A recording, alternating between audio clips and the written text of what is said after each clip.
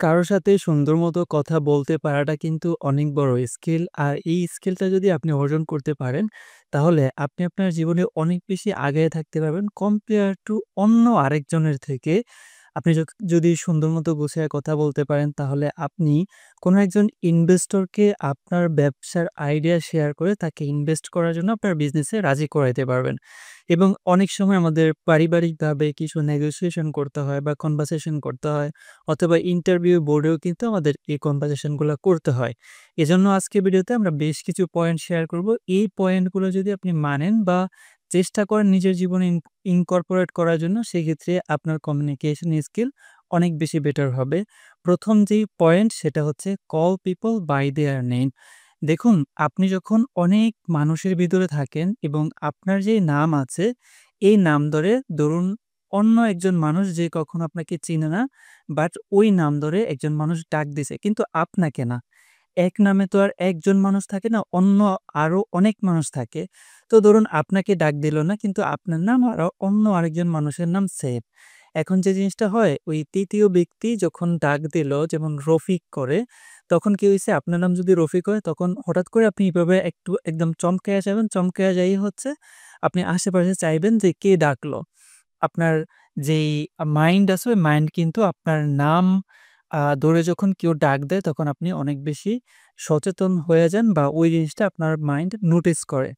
এই জিনিসটা খুবই ইম্পোর্টেন্ট। যখন কারো সাথে কথা বলবেন, তখন চেষ্টা করবেন যদি সমবয়সী হয় তার নাম ধরে ডাকার জন্য, অথবা যদি কম বয়সী হয় সেক্ষেত্রে তার নাম ধরে ডাকার জন্য। আর যদি বড় হয় সেক্ষেত্রে সম্মানের সহিত, সে যদি ভাইয়া হয়, আপু হয়, তাহলে নাম ধরে অমুক আপু, যেমন আ সুমাইয়া আপু, অথবা যেমন আয়মান ভাইয়া, বা এরকম করে যখন বলবেন, তখন হচ্ছে ওই জিনিসটা অনেক বেশি সুন্দর হয় যখন একজন মানুষের নাম ধরে ডাকা হয়। এবং দ্বিতীয়ত হচ্ছে ফেইস দ্য আদার পারসন।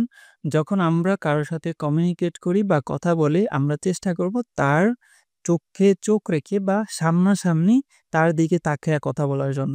এখন আমি যদি আপনার সাথে এইভাবে কথা বলি, তাহলে কি জিনিসটা হইল? হইল না। এখন আপনি কিন্তু আমার সাথে কনট্যাক্ট করতে পারতেছেন না। এজন্য হচ্ছে আমি কি লেন্সের দিকে তাকিয়ে আছি। এজন্য আপনি আমার কথা বুঝতে পারতেছেন। আপনি অনুভব করতেছেন যে আমি কথাগুলো আপনার সাথেই বলতেছি। এটা হচ্ছে ২য় নাম্বার পয়েন্ট। এবং ৩য়ত হচ্ছে have a smile on your face। যখন আমরা কথা বলবো কারো সাথে, তখন সুন্দর একটা মুখে যদি হাসি রাখতে পারি, সেক্ষেত্রে আমাদের কমিউনিকেশন স্কিলটা আরো অনেক বেশি বেটার হয়। হাসি হচ্ছে সংক্রামক একটি উম হ জিনিস, যেটা হচ্ছে একজনের ভিতর থেকে আরো অন্যজনের কাছে ছড়ায়া যায়।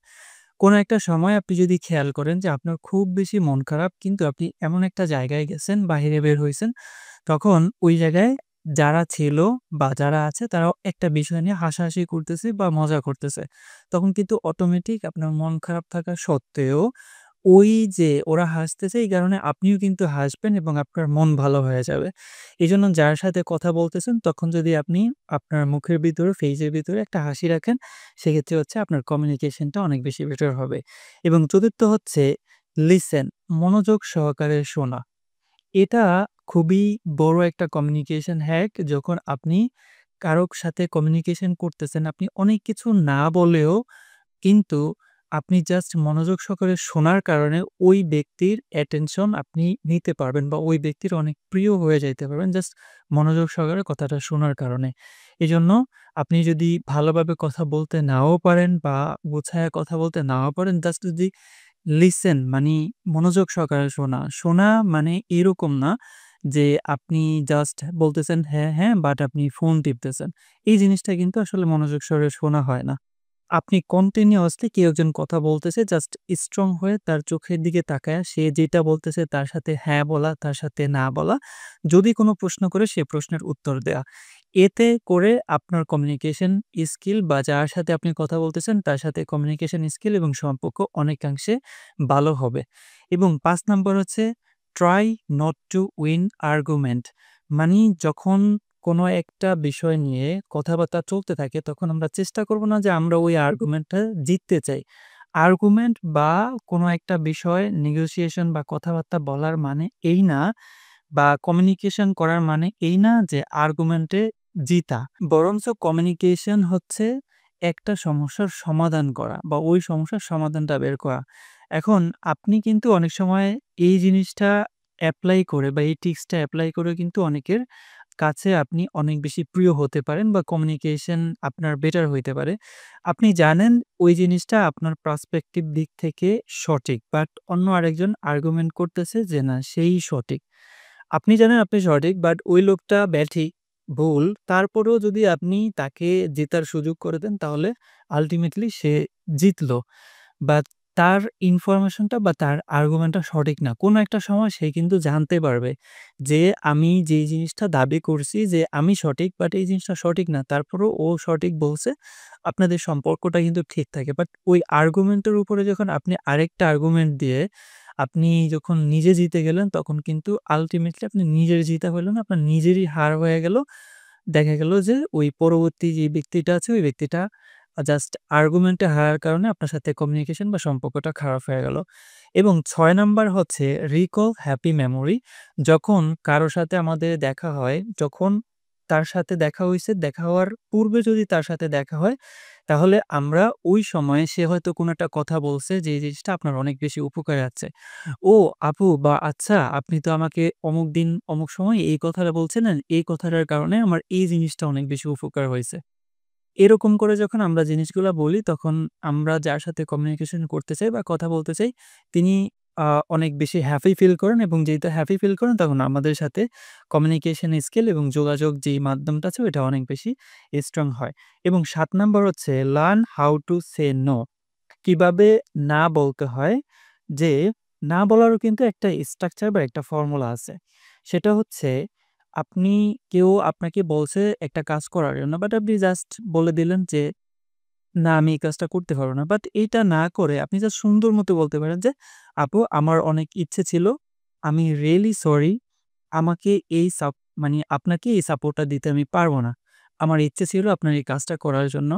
আমি রিয়েলি সরি এই কারণে যে আমি এখন এই মুহূর্তে আপনাকে এই সাপোর্টটা করতে পারতেছি না।" জাস্ট সুন্দর করে বললেই কিন্তু হয়ে যায়। যখন কেউ একটা বলছে যে, "তুমি আমার এই কাজটা করে দাও" বাট আপনি ডিরেক্টলি তাকে বলছেন যে, "না আমি এই কাজটা করতে পারব না।" তখন কমিউনিকেশনটা বা সম্পর্কটা ভালো হয় না। বাট সুন্দর করে বললে কাজটা করেন বা না করেন কিন্তু সম্পর্কটা ঠিক থাকে। এখানে আরেকটা জিনিস আছে, saying no means you know your limits. এই জিনিসটা খুবই ইম্পোর্টেন্ট। নো বলা মানে বা কোনো একটা কিছুতে হ্যাঁ বলা মানে আপনি কিন্তু অনেক জিনিসগুলাতে আপনি অলরেডি না বলে ফেলতেছেন। কারণ একজনকে একটা কমিটমেন্ট দেওয়ার পরে ওই কমিটমেন্ট ফুলফিল করার জন্য আপনি যে সময়টা ব্যয় করবেন, ওই সময়টা ব্যয় করার কারণে আপনি অনেক জিনিস আপনি হচ্ছে অলরেডি নো করে ফেলতেছেন। এখন আপনি ডিসাইড করবেন যে আপনার কোথায় হ্যাঁ বলা উচিত এবং কোথায় না বলা উচিত। এই যে আজকে ভিডিওতে আমরা যে ৫ টা ৬ টা বা ৭ টা পয়েন্ট শেয়ার করলাম, এই ৭ টা পয়েন্ট যদি আপনি সুন্দর করে মনে রাখেন এবং এই জিনিসগুলো যদি আপনি আপনার লাইফে ইমপ্লিমেন্ট করতে পারেন, তাহলে আপনি যার সাথে কমিউনিকেশন করতে চান বা যোগাযোগ এবং হচ্ছে সম্পর্ক বিল্ড আপ করতে চান, তাহলে খুব সহজেই যোগাযোগ এবং সম্পর্ক বিল্ড আপ করতে পারেন। যদি এই ধরনের ভিডিওগুলো আপনাদের ভালো লেগে থাকে তাহলে অবশ্যই সাবস্ক্রাইব বাটনে ক্লিক করে রেখে সাবস্ক্রাইব করে রাখবেন, যাতে পরবর্তী ভিডিওটা আপনি দেখতে পান। তো দেখা হবে পরবর্তী ভিডিওতে। ততক্ষণ সবাই ভালো থাকবেন, সুস্থ থাকবেন। টাটা।